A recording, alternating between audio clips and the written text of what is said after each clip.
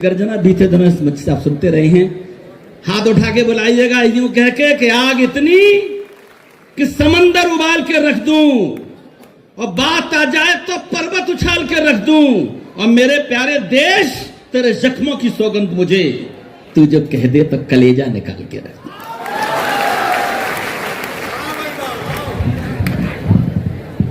बहुत अच्छा संचालन कर रहे हैं भाई सतीश मधुप जी।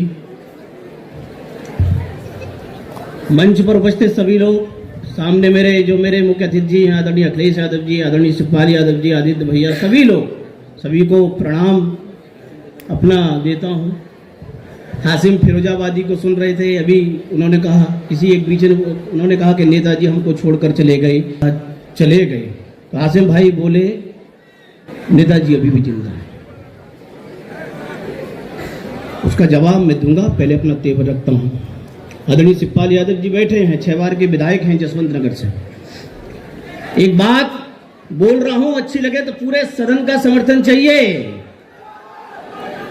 अब थोड़ी देर रुक जाओ, अभी जिंदाबाद के नारे में लगवाऊंगा, आप खुद लगाओगे, गारंटी है।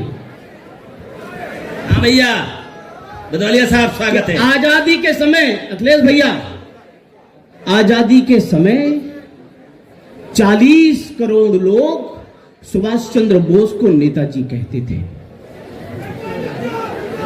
आजादी के समय 40 करोड़ लोग, सुनना बुद्धिजीवी लोग बैठे हो, बहुत अच्छी बात बता रहा हूं।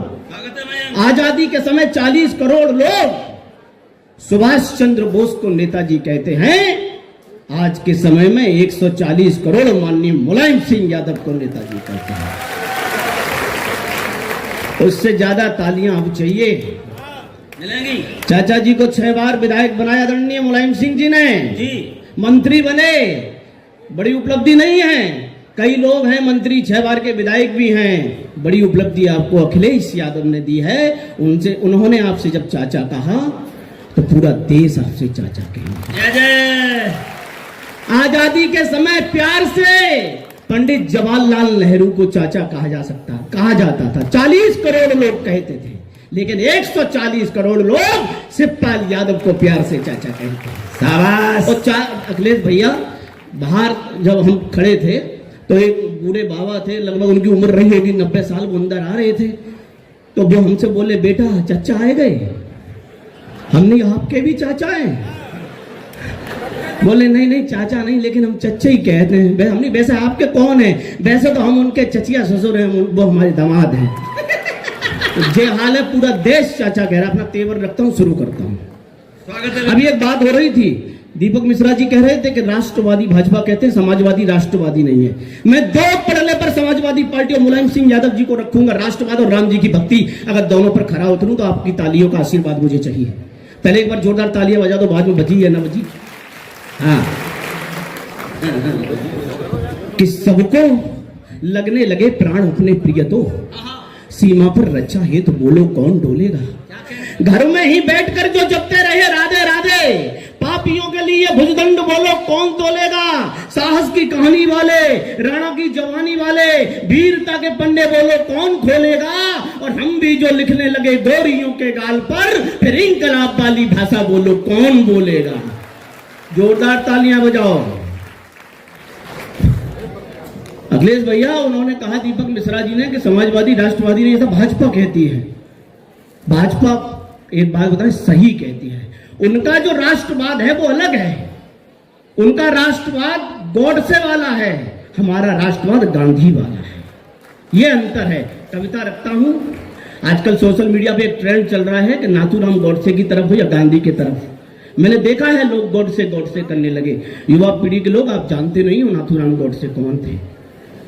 कविता रखता हूं, अच्छी लगे तो आपका आशीष चाहता हूं कि आजादी की क्या योगदान था नाथूराम गॉडसे का। कौन थे? महात्मा गांधी। सुनिएगा कि आजादी की अलग जगाई मंगल पांडे के जोश ने। आजादी की अलग जगाई मंगल पांडे के जोश ने। आजाद हिंद फौज बनाई सुभाष चंद्र बोस ने। आजाद हिंद फौज बनाई सुभाष चंद्र बोस ने। महात्मा गांधी ने असहयोग आंदोलन चलाया। विदेशी सामान का बहिष्कार कर उसे जलाया। भगत सिंह ने असेंबली में बम फेंक दिया था, लंदन जाकर डायर से बदला ऊधम सिंह ने लिया था। लंदन जाकर डायर से बदला ऊधम सिंह ने लिया था।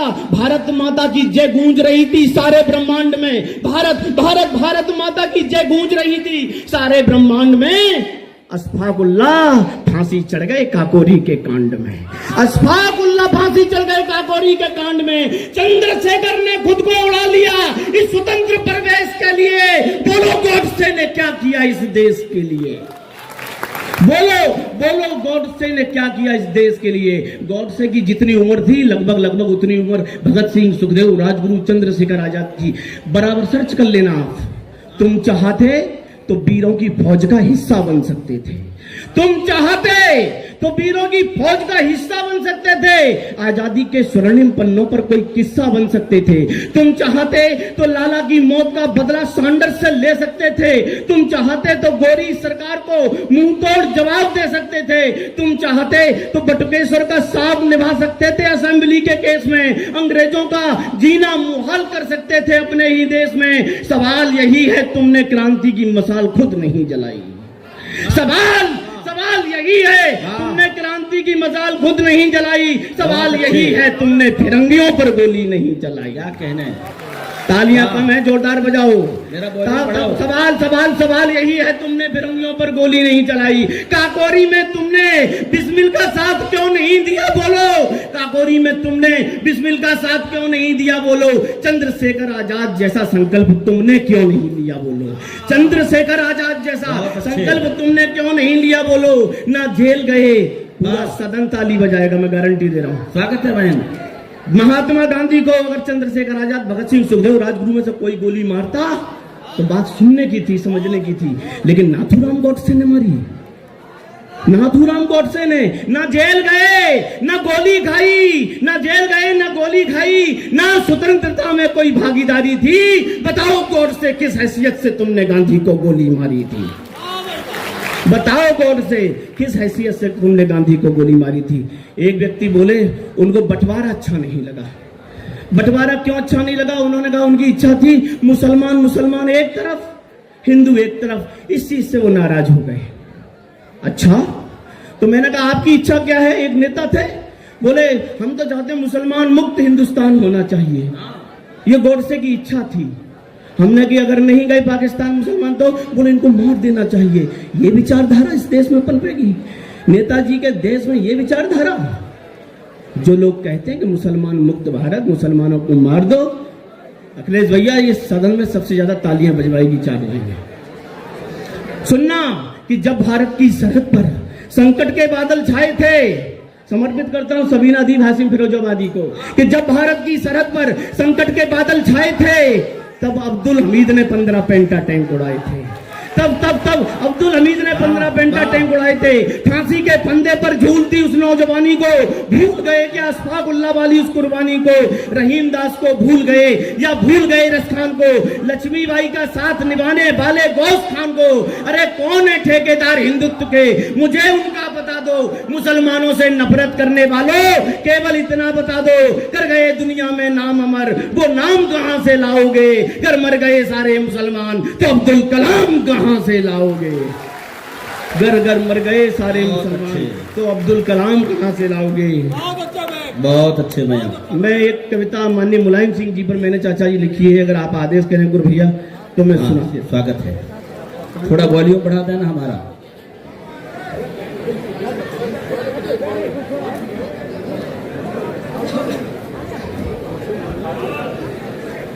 दोनों की थोड़ी थोड़ी वॉल्यूम बढ़ाइएगा।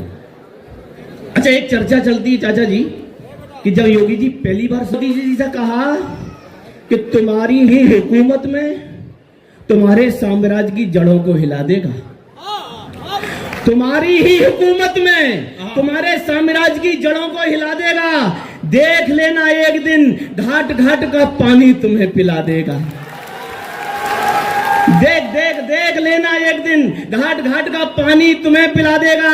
चुप है जब तक तभी तक चुप है, जिद पर अड़ गया तो बेटा है मुलायम का तुम्हें दूध छठी का याद दिला देगा। ये बेटा है मुलायम का, तुम्हें दूध छटेगा बड़ा।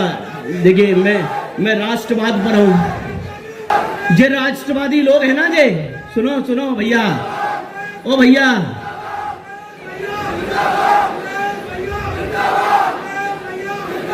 सुन लो कितनी बढ़िया बात बता रहा हूं। ये जो राष्ट्रवादी है ना, इन्होंने कुछ नहीं किया। जब चाचा जी अक्सर भाषणों में कहते हैं कि जब कोई सैनिक सरहद पर शहीद हो जाता था तो उसको घर भेजने की व्यवस्था मुलायम सिंह यादव ने करवाई थी, सब जानते हैं। पाकिस्तान ने सीज फायर का उल्लंघन क्यों नहीं किया? मेरा दावा है पूरा सदन उठेगा, गूंजेगा, तालियों की गड़गड़ाहट होगी, मुझे आशीर्वाद मिलेगा। मेरी अंतिम पंक्तियां हैं कि सच कहता हूं वे भारत की तरफ रुख करते ही डरते थे। क्यों सीज फायर का उल्लंघन नहीं किया पाकिस्तान ने? सच कहता हूं वे भारत की तरफ रुख करते ही डरते थे। पाकिस्तानी सैनिक एक दूसरे से बात भी किया करते थे। पाकिस्तानी सैनिक एक दूसरे से बात भी किया करते थे। पता नहीं हमारे अधिकारी अब क्यों चुप रहते हैं? सीज फायर उल्लंघन का भी कोई आदेश नहीं देते हैं। सैनिकों के जोश और जज्बात को टटोला पाकिस्तानी ब्रिगेडियर गुस्से में उनसे बोला, अरे चुप ही बैठो नाकारो, अभी बुरा वक्त है, वो बस नाम का मुलायम है, रुख का बड़ा सख्त है। वो बस नाम का मुलायम है, रुख का बड़ा सख्त है, नेस नाबूद कर देगा तुमको।